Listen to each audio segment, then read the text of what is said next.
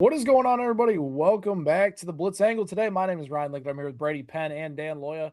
Championship Sunday is officially concluded, and it was a game day of close games throughout it. We had MVPs throwing the football today. We had some elite defenses on display. We had some snow in Denver. It was three straight games with snow fields and very much impacted the play.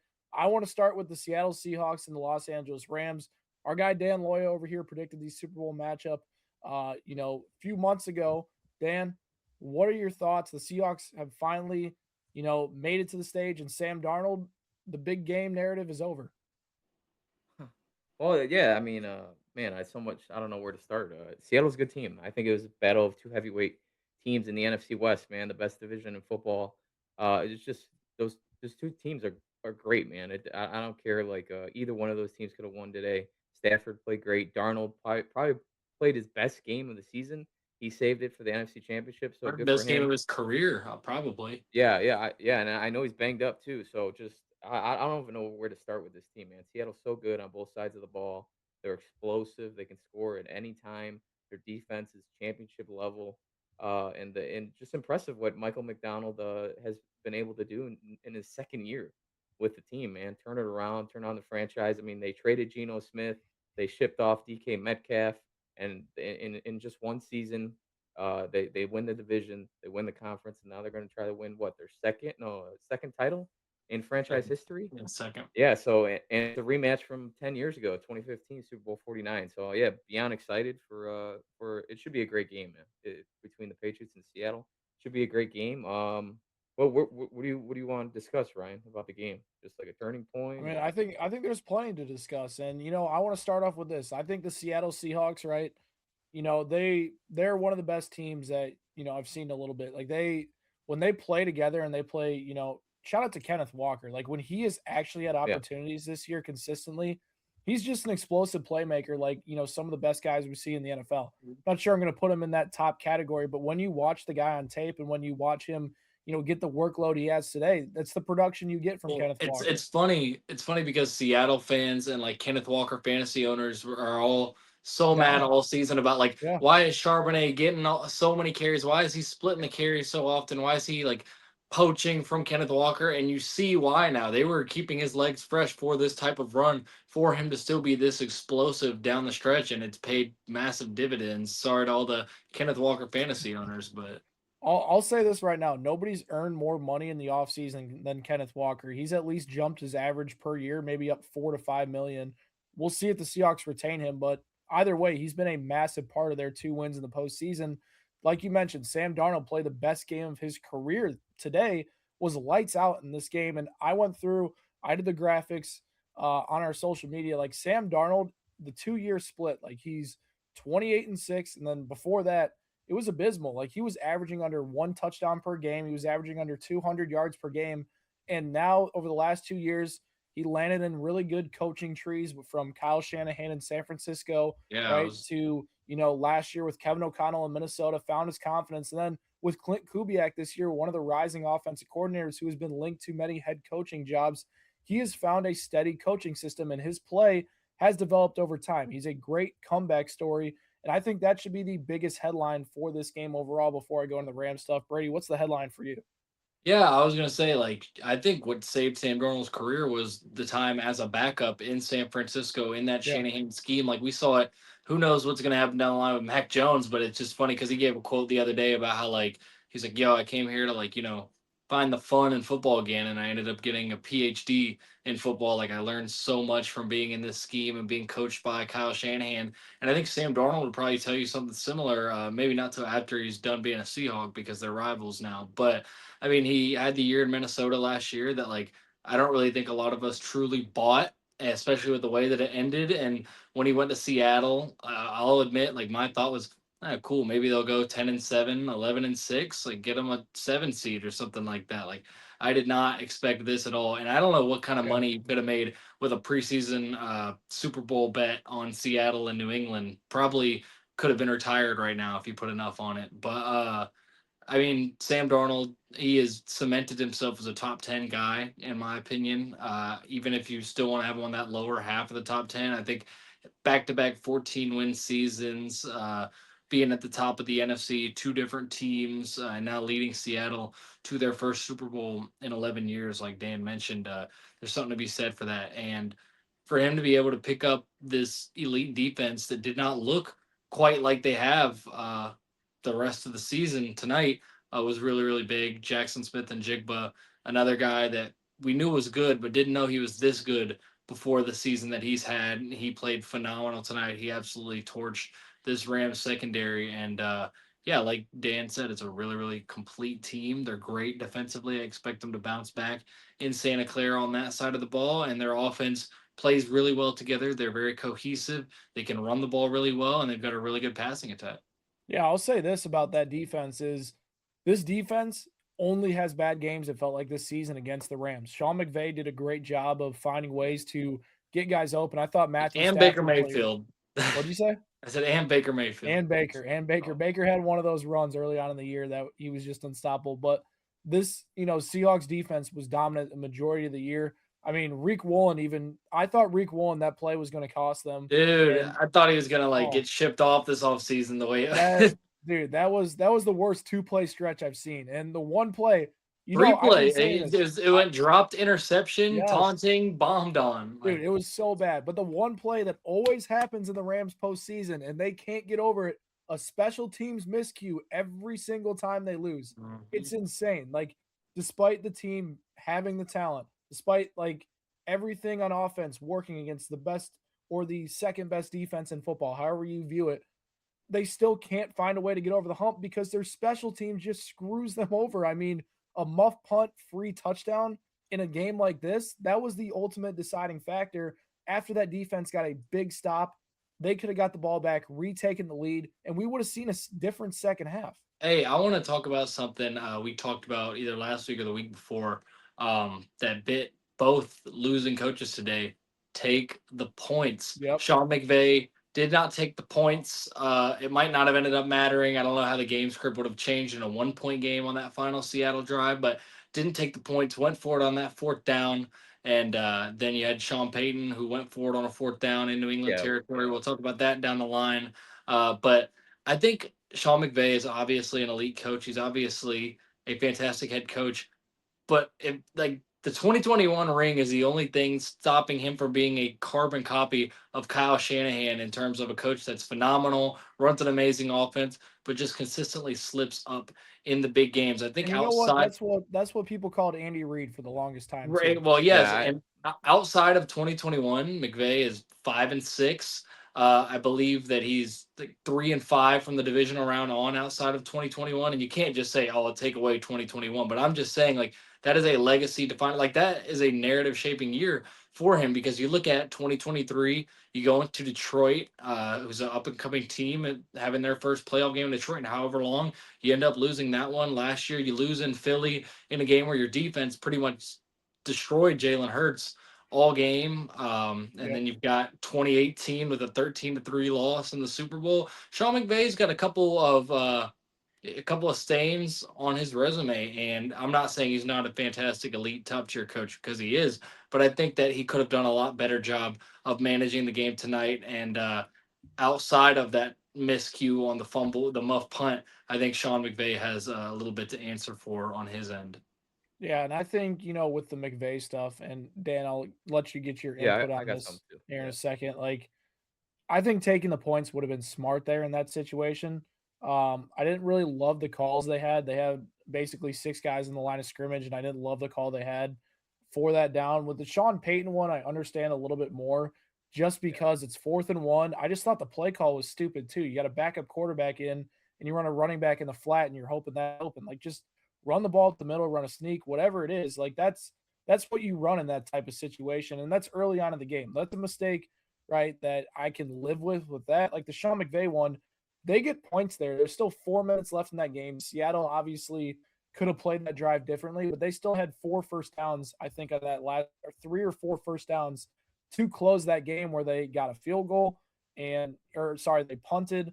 But like still, like there was an opportunity that either they could have risked it, got the position in field goal range, and clearly they had the play schemed up to get chunk plays in a limited amount of time. We saw that at the end of the game. it would have been a different game. I think if Sean McVay takes those points, they still had all the timeouts they needed. And, it's the battle because everybody wants to go for it on fourth down. Analytics tells you to go for it on fourth down, but in the playoffs, it almost feels like a different type of game when the margin of error becomes so slim. Yeah, I think I understand. I'll defend McVay because I kind of agree with it. Like, it's 5 minutes left, and his offense, what he was driving, they drove like 90 yards, I believe. They started that Yeah, drive, I think, on the they were 10 moving or the well. 8. Yeah, they had momentum. Seattle looked tired on defense, and the whole recipe this season has been their offense. They're the number one scoring offense. You're going to trust your MVP quarterback in that situation.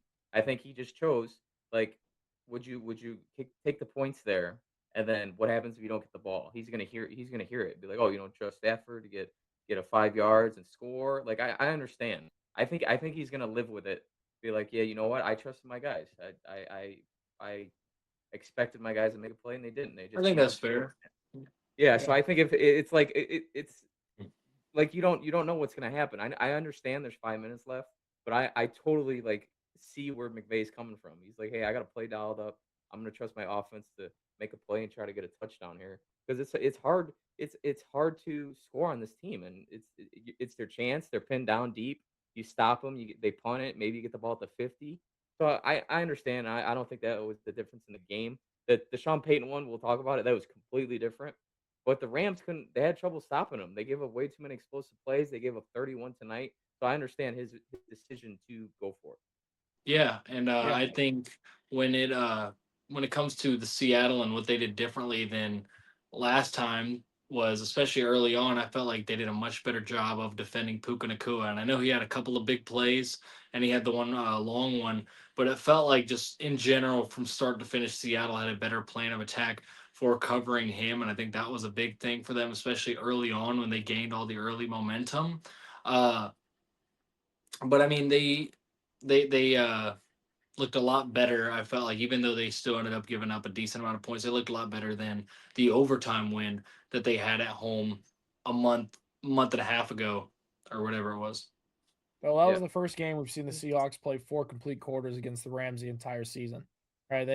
They hadn't been able to do that the entire year, and they finally put a game together where they played sharp enough in all 4 quarters, and they were in Yeah, control majority of this game, and the right? Despite Rams. Sorry, I'll let you finish your thought, Ryan. I was just gonna say, despite like that fumble, the muff punt, like were still in control and they were in the, I don't want to say cruise control, but they felt comfortable with where they were. The muff punt just kind of added to things and made the momentum swing even more. Yeah, I think the right team won tonight because the Rams, they did it tonight too. But for the past two rounds and even the past 4 or 5 weeks that we've talked about, this team had been playing with fire. They had not been executing at the level that they were capable of. And these guys are professionals and they never took their foot off the gas pedal. I feel like there was a stretch in the season where the Rams kind of started killing teams and Stafford was getting automatic 4 or 5 touchdown games every week. And I think that this team got a little bit high off their own supply. Like it seemed like this team wasn't unfocused, but I just felt like the attention to detail wasn't quite where it was down the stretch for these guys, and it kind of felt like they just Do you thought they think would that come in. Chris Shula should be a head coach?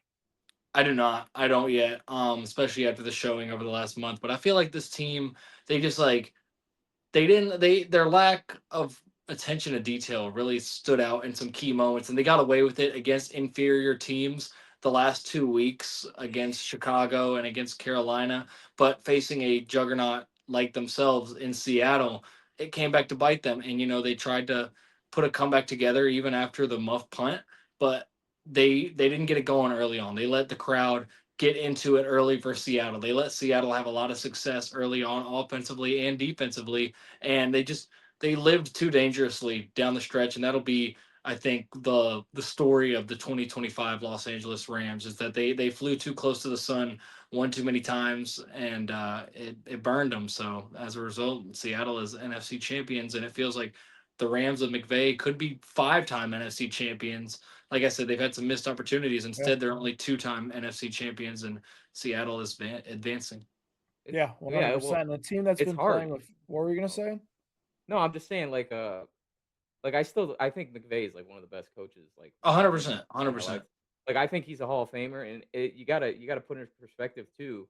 that it's so tough now to build a team and a culture when every season you're in the playoffs and you win what 10 plus games and all these other teams are stealing your coordinators and your coaches. Like it's incredible. Like each year, like what he has to do. And I think I was thinking about it during the game. I think that was probably one of the reasons he thought about going into TV for a season because he's like, dude, all my guys are getting plucked, and it's like, what's going on here? Like I don't have enough for a staff now. I think that's probably a consideration, and who knows what's going to happen this season because he might lose his passing game coordinator, his offense coordinator, his defensive coordinator. I'm sure he's going to be real happy about that. So Well, the it's biggest just one tough is he for him. might lose his quarterback to retirement. I don't Yeah, think that's so. another thing, but I don't know. Yeah, I haven't been in the I weeds think about Stafford that. will give it So another go. I don't think it's so rare to see these I guys have no go idea. out like at the peak Tough. performance wise. I think he'll be back, but we can talk about that later on in the offseason. Yeah, it'll be Yeah, interesting. So I think Stafford is the guy to watch for sure this offseason. and I got one more thing about this game because me and Ryan talked about it when these two teams played that Thursday night, what a month or two ago, and I Yeah. told Ryan when the Seattle Seahawks stormed back, and I haven't seen anybody bring this up, but I'm telling you, like, what would the NFL world be like if Rashid Shaheed didn't return that punt? He sparked the Much That's a different. comeback, good point. It dude. I'm telling literally you, changed the it's a trajectory huge, for both teams. dude. Dude, that he sparked the comeback, help Seattle get home field advantage. The Rams got to go to Seattle this game. I'm telling you, dude, that's a huge turning point. It was, Huge and you know what trade I too. noticed Another too? another great trade, man. Another great trade for Seattle Another one. too. Yeah, their front office absolutely it's killed it the last 2 years. Byron Murphy, Rashid Shaheed, Gray Zabel, Nick Emanwari, like the Witherspoon a couple years back, even they've been phenomenal. Yeah, and they made the signing obviously of Sam Darnold that everybody's going to remember now as the biggest one that pushed them over the line. Because last year they went with Geno Smith and Ernest Jones Gino, similar. trade too. Yeah, yeah. So Seattle heading to the Super Bowl. What's interesting is every single game it felt like this postseason in the divisional round and championship round was mostly played outside. There's a lot of teams moving to domes, and the conditions played a big factor. That was a massive factor today in Mile High between the Patriots and the Denver Broncos. We talked about teams playing with fire this season. The Denver Broncos were one of those teams, and another one-score game. The Broncos couldn't find any of their magic. Both offenses had no chance in the weather conditions in the second half in this one, and it was a solid punt fest between both teams. Brady, I'll let you have the floor first as to what you watched in this one. Yeah, well, early on, I did not feel good at all. Denver, I tweeted it midway through the first quarter or late in the first quarter. Like Sean Payton landed the opening blow, and it felt Yeah, like after the first drive, I felt like the Patriots defense was going to have no problems, which did end up kind of being the case. But it was an easy 3-and-out. But then the Patriots come down, it's an easy 3-and-out for the Denver defense. Drake May nearly gets fooled, throws an interception to Talanoa Hufanga, and I was like, oh god, like I can just tell that this game's going to be wonky. And then they dominate the start of the next series, and then all of a sudden Jarrett Stidham throws a 50-yard bomb down the field where Gonzalez loses leverage in cover four, and the safety gets looked off. And I'm like, oh, here we go. They run some bootleg, get a touchdown, and I was not feeling good at all, especially with the ensuing 2 or 3 Patriot drives in the first quarter. It felt like there was a lot of blame to go around, and I actually don't feel like a ton of it goes to the New England offensive line in that first half. I felt like a lot of the sacks and the pressures were coming off of the coverage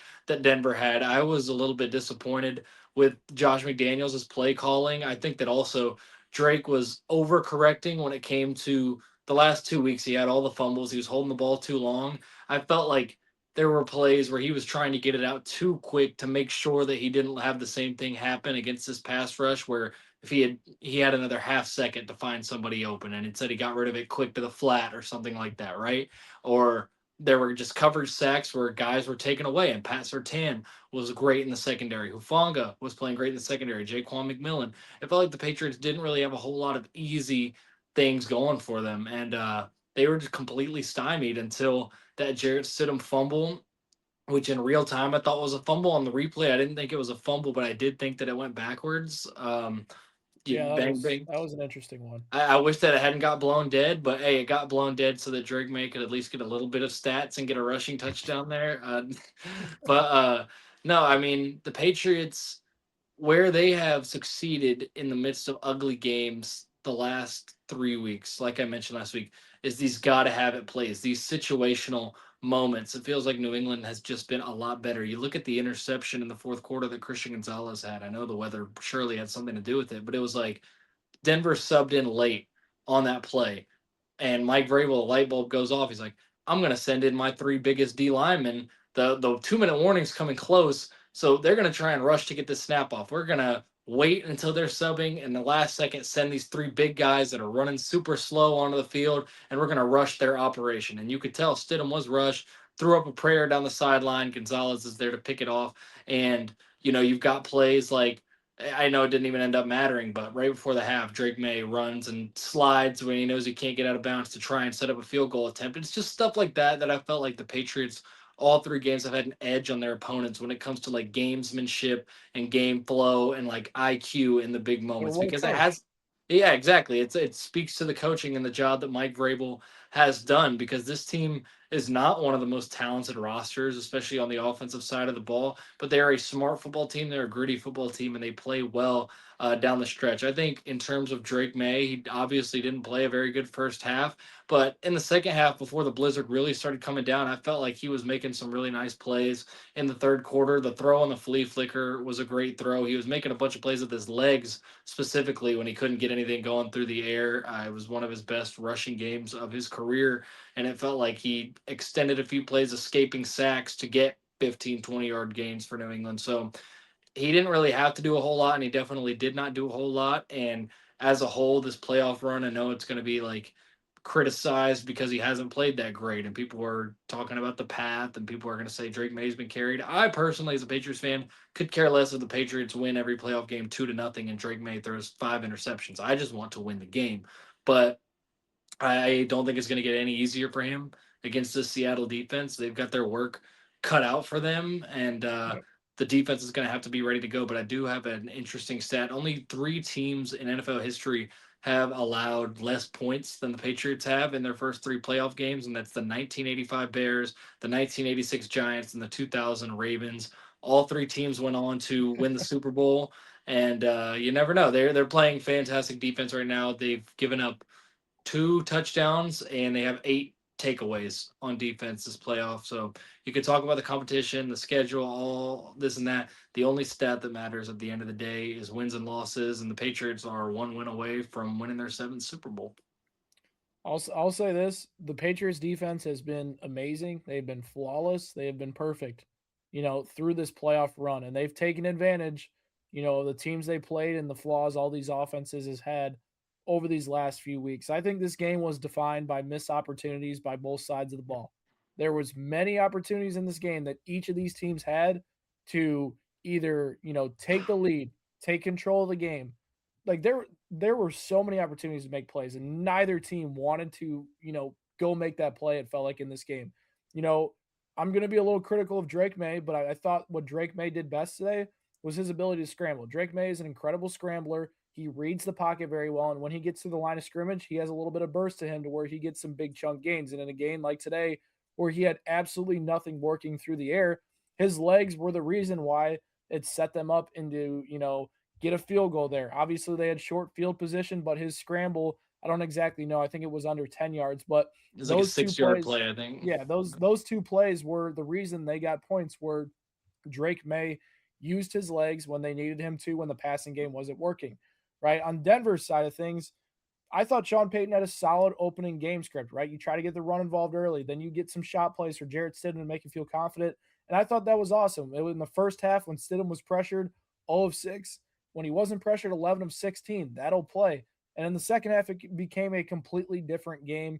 And that was just where Drake May was just more talented than Stidham and could make plays. And I thought Ramondre Stevenson, he's never like a flashy player by any means, but he continues to bruise forward, get yards when they need him, move the chains, and he's played Hey, a he's valuable role this phenomenal in postseason. pass pro too. He He's on played such a good role for Yeah. them this postseason, and I think like those were the big differences as to why the Patriots win.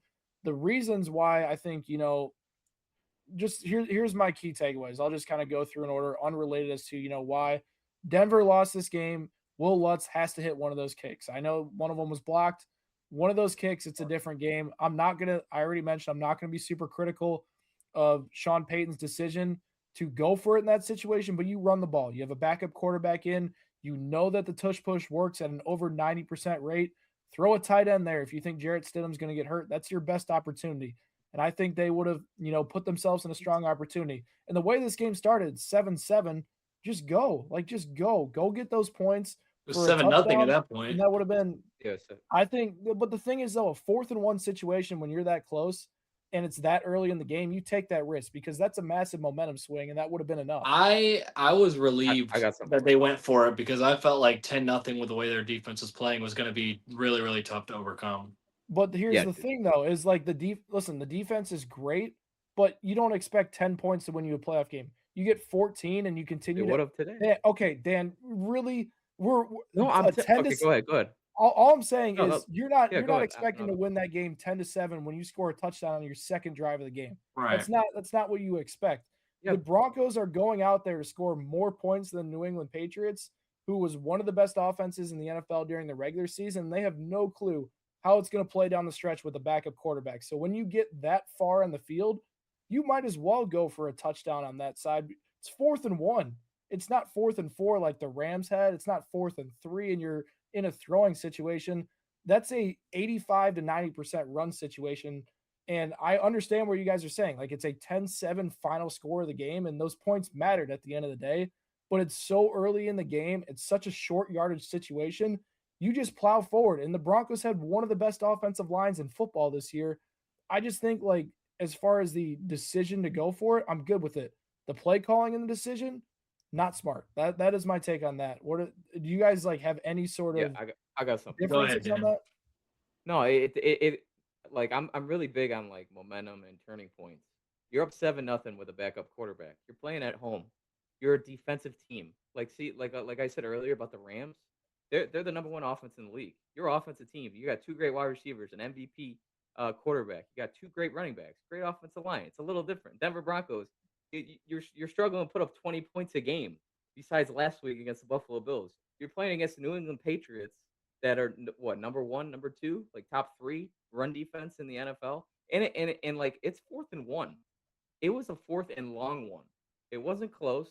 Like I didn't realize how bad the weather was gonna be, but I'm sure those guys knew it. You gotta take the points there and put pressure on the Patriots. Put pressure. You're up 10-0. You're up two possessions. And make them make a mistake. Like you're not an offensive team. You gotta trust your defense that you can hold this team under 10 points. And I think that's what lost them the game. I'm telling you. As soon as they came up short, I was like three, three. I'm at home going three. Take the points, please. Dude, that gave just it seemed like New England was starting to be like, oh crap, like the Broncos are driving. And Yeah, they I got that stop was and for it sure. flipped momentum. I'm sure Brady at home's like, "Thank you. Thank you. Here's our Yes, chance." The that was a All right, so huge. here's the thing. Did the Patriots went 3 and out, right? After that, or did they go get one first No, they down scored after the that book? drive. Well, no, No, they no. After punted. the Dude, fourth down, no, we They didn't. scored either the they next drive punted. or was it that drive? No, no, No. we So scored. Our after first score came on that short field after the fumble. exactly. So New England got the ball. They punted. In the Broncos back, and that's where Stidham fumbled and gave him a short field. Yeah, I like, dude, that literally Broncos went for it. I Didn't get literally it. said, Patriots had a couple plays. They punted. The next time the Broncos got a ball, they gifted them 7 points. That Dan, flipped the I literally game. said in the game, You like can't do when that. that stop You can't do that. happened in real time, I was like, that felt like the game hung in the balance on that 4th and 1 Yep. play, and New England was the one that made the play, and I still felt like, well, they got to get points somehow, but like you said, like a drive later after that, they force a fumble, they get in the end zone, and in a game where it felt like New England got dominated the whole first half, they go into the locker room Yeah. tied up, and Yeah. so I felt like the Broncos definitely had an opportunity to go up 10, which could have been insurmountable. We'll never know how New England would have approached that. But I think one thing for New England that was a key was all week long, people were talking about how good, rightfully so, the Broncos O line was and how it was going to be the toughest get. Like New England got a ton of pressure on two really bad O lines, but I thought the D line really came to play today, and they did a great job getting pressure on Jarrett Stidham, and they didn't even have to really blitz a whole ton. It felt like some of their blitzes got picked up even, but it came down to Christian Barmore, who has owned Quinn Miners multiple times now. Barmore played a great game. Milton Williams made a few really nice plays, and Caleb on Chason continued to play really, really well. off the edge. I mean, you saw the Patriots get pressure like the first drop back of the game for Jarrett Stidham, and they just continue to do that all game long. And I think that McDaniels on the offensive side, when it came to once the blizzard really started coming down, you heard Romo like at the end of the third quarter saying like, "Yo, this fourth quarter is going to be really tough with the snow coming in their face. They need to be aggressive now. They need to be aggressive right now on this drive." And they ended up missing a field goal on that drive. But then in the fourth quarter, they did go conservative. And it felt like I said last week against the Texans, where Josh McDaniels was like, dude, I'm not letting our offense lose this game. We're going to let our defense win it. We're just going to keep handing it off. If we get a first down, great. If we don't, we'll punt it. Our defense will get another stop and let us do the same thing. And it worked to perfection because the Broncos offense couldn't do anything. And I'm so glad that I don't have to hear another 2 weeks of this stupid Jarrett Stidham hype with all these stupid Okay, I got profile pictures you. all over Twitter. I was getting so annoyed with that all week. People were acting like this dude was going to come out and throw for 300 on New England. And like he had the one nice throw. Kudos, props to you, whatever. But oh my gosh, that was absolutely infuriating. And one more thing that I do want to add is in the midst of playing a not good game for Drake May, I don't know if you guys saw this. People kind of were like, oh, that was a great call by Josh McDaniels. On the final third down, Josh McDaniels called an outside zone play, and Drake May called his own number apparently, and did not tell anybody else in the huddle. Like Garrett Bradbury, our center, said that like he went to go make his block on the outside, and all of a sudden he saw defenders running the other way, and was like, "What?" And he was like, oh my god! And Drake like went up to them after they got the first down to clinch it. It was like, "Hey, I debated telling y'all I was going to keep it. I decided not to tell you guys, but I thought that was pretty cool and cool moment in a otherwise pretty bad game for Drake, pretty subpar. Like I said on Twitter, Ryan wanted me to use the word bad, but I'm gonna go with subpar. But Subpar. but Subpar no, sounds nicer. suboptimal. But no, I thought that was cool. And hey, one more just to put a bow on it for me. People can talk about the schedule. People can say it was the easiest path. People can say all this and that. Bad teams don't win 16 out of 17 games. Bad teams don't go on the road and beat championship coaches with elite defenses. Bad teams don't beat the best defense in the league. So you can talk about the offenses they face. You can bring up a million different talking points, but the reality is the Patriots are in their 12th Super Bowl, and they've got a chance to go and win ring number 7. It'll be a really tough task with Seattle, but I'm excited to see what they come out with. I'm really excited to watch this game, and I do think that Seattle is rightfully the favorite. Can I want to say this before I ask you guys a question as well, right? The thing that everybody's going to talk about with the Patriots is the schedule, how bad Drake May has looked in some of these games, all that stuff, right? That's going to be around social media everywhere over the next 2 weeks, right? I don't think people understand that like the Patriots have a basically 1 in 2 chance of winning a Super Bowl. They took care of business against teams they should have beat, and that was their job, right? That's what they're supposed to do. They can't really control what's in their path. They Right? Like, did what are they we were supposed supposed to to do. apologize for our schedule? Like, I don't like. There's literally nothing you can do. Like some Right. teams just football is about fortune, right? There is luck based stuff in football, right? The Patriots got a good draw this year, but they took advantage of that good draw. There are teams every year that get a good draw. Next year, we'll look at the Detroit Lions, who have a very easy schedule. We'll see if they're able to do it. We have not seen a team like the Patriots really, at least in our lifetimes, take advantage of the schedule like they have, and now they have a 1 in 2 chance of winning the Super Bowl. At the I end mean, of the like day, that's what we matters. had 2 years ago the one seeded triple crown defense Baltimore Ravens got a bye, got to face a rookie quarterback, and then got to face one of the weaker Chiefs teams of the era that had really struggled for a month, and they didn't get it done. So, like you're to your point, teams don't always get it done when they have a favorable path. Well, teams don't always get it done when they're considered the best teams in the league, like that Baltimore team was. And my question for you guys is Bo Nix obviously did not play in this game. They lost by 3 points. Their offense did absolutely nothing in the second half. Do you think Bo Nix wins that ball game? Dan, you Can I can go go first? first. Yeah. Yeah, I think well the way so that's why with Stidham, right? Like Brady brought up, like Stidham played bad. But the weather definitely played a factor. Like I would have loved to see what would happen if the conditions stayed good, stayed well. Like you saw him in the first quarter, he had that long 52-yard pass. He threw a touchdown. Like I would like to see what he looked like with no snow. But definitely today with the snow, like I did you guys know it was gonna be this bad in Denver? Like No, I didn't know that that. No. literally was insane to Yeah. me. Like, I did not know that. I thought for some reason, like I saw a post too that it was gonna be all east, and then this came out of nowhere, I guess. But Like today, it definitely would have made a difference because Bo Nix uses his legs. You saw Drake May, man, he was killing the Broncos with his legs. I could have seen Bo Nix all season, man. In the fourth quarter, he was able to use his legs. We're never gonna know, and I think it's a sign that it wasn't meant to be. It started snowing on your backup quarterback, who's not mobile. He's a pocket passer. It's not his game. It's like, hey, man, you gotta look and just say it's not your year, dude. You lost your quarterback in a fluke play, and then this happens at home. It's just not your season, man. And I think Bo Nix is he's a solid quarterback, and they definitely would have been in the game. That's for sure. I think I think the Patriots still would have won, and a lot of it has to do with the weather. I don't think like Bo Nix would have done anything extraordinary throwing the football in those The conditions, legs, though. I also don't think that Bo Nix, he might have gotten 10 or 14. I don't think Bo Nix would have done extravagantly more than Jarrett Stidham did in the first half against the Patriots defense, even with the dual threat that he brings. I feel like the Patriots defense is just playing on another level right now. And I feel like Bo Nix also, like, I don't think he's hitting that shot play right. He's not great on these downfield throws.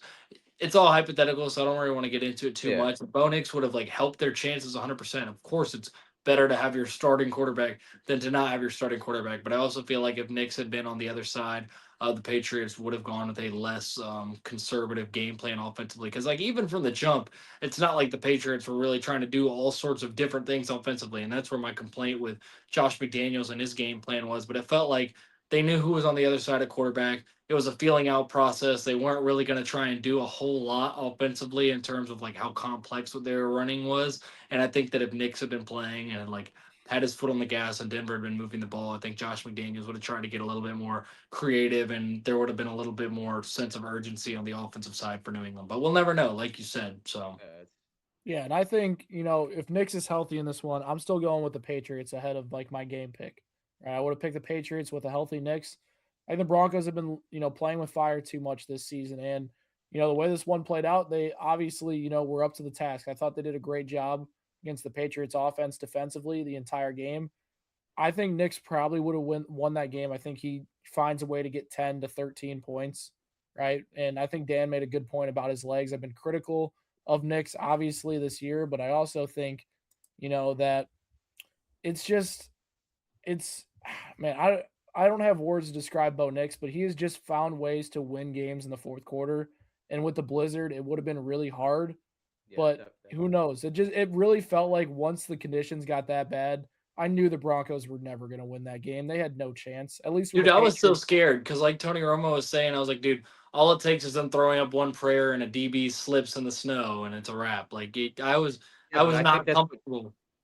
that's what Stidham tried to do. I think, and I think like the wind knocked his pass down or Well, it something. was It was Romo pointed it out the play before the pick. Like they had tried to go deep. They had tried to go downfield like a play or two before that, and Gonzalez adjusted, played a little bit more off, and was ready. So yeah, I 100% agree. That was the mindset. 100%. Brady, any comments on Patriots fans coming out of their caves this season? Yeah, I always stick to the narrative that I am my own I man got and I something can to say only about it. I can only speak for myself. And yeah, I'm not gonna sit here and tell you that Patriots fans are all non-fair weather people or that they've all been locked in. And I will say, like, I was watching the games last year. I was not nearly as emotionally invested because I knew they sucked. I watched the games the year before, kind of hate watching Bill Belichick, hoping that he'd get out of there. And once it got to the point where I knew that they sucked, from like November on, I was like, please get a high enough draft pick to pick Drake May. And obviously that's worked out really well. But I was still locked in. I will by my own admission say though, 2020, 2021 was definitely more tuned into Tampa Bay though. I was still a Patriots fan. I still told everyone I was a Patriots fan. But I wanted TB12 to go get him another ring or two. So I knew we weren't getting one with Mac Jones. So that is my official stance. There's no revisionist history on that. I was still a Pats fan. I was still watching the games, even when it was painful. I was still locked in during the tanks and being the worst teams the last 2 years. But I definitely had a little bit of Bucks dip. There ain't no closeted about it, buddy. I'm all the Brady. way. I've been out of this closet since I was in elementary school, brother. It's Tom Brady Pause, is pause, Tom pause. Brady is Tom Brady's a mythical being in the Hey, football I got world. I'll something never for apologize. Hang on, these Patriots fans got to get off Twitter because like you guys all the same. Like I just get off online, man. Like you guys have What a do you good mean? team. Don't listen to these guys. Because I No. follow another guy on Twitter who's a big Patriots fan. He's Are you Jeff Ross. defending Patriots fans right now? No. Listen. I'm saying like all these guys are talking the same, saying like, oh, you guys are saying this and that, like easy schedule, They are, easy bro. road. I don't think you're I know. tapped in enough.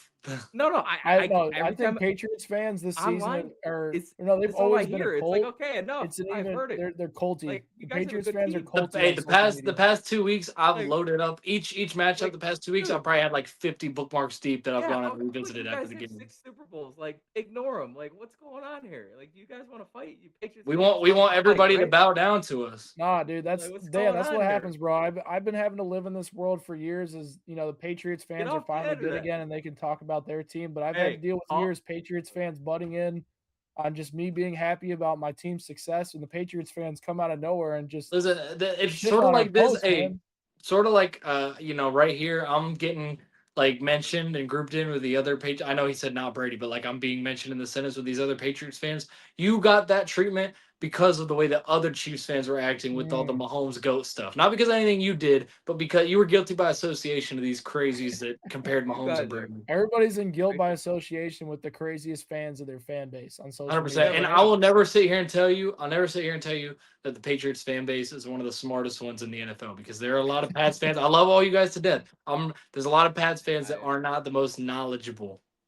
We're gonna clip that and then post that on social media and make sure we tag every Uh, single Hey, Patriots. it's kinda crazy to think. To everybody that I'm a mutual with, I'm not talking about you guys. I'm talking about like 67-year-old Steve from Mass that Ah, thinks that he thinks the Patriots could never lose. He thinks the Celtics are the greatest NBA team ever. He thinks the Sox are the greatest MLB team ever, and is like a complete homer. I'm talking about those. I'm talking really about the boomers. I got you. I got you. All Hey, right. Well, hey, we really hey, appreciate you hang guys on, tuning hang on. in. Isn't it funny? Sorry. Isn't it crazy that week 1, Geno Smith and the Las Vegas Raiders went up there and beat this team? Isn't that And crazy? if the Patriots win the Super Bowl, That is it will nuts. still be brought up. Dude, hey, it's what it kind of reminds me of if me and Ryan are Northern Illinois alumni.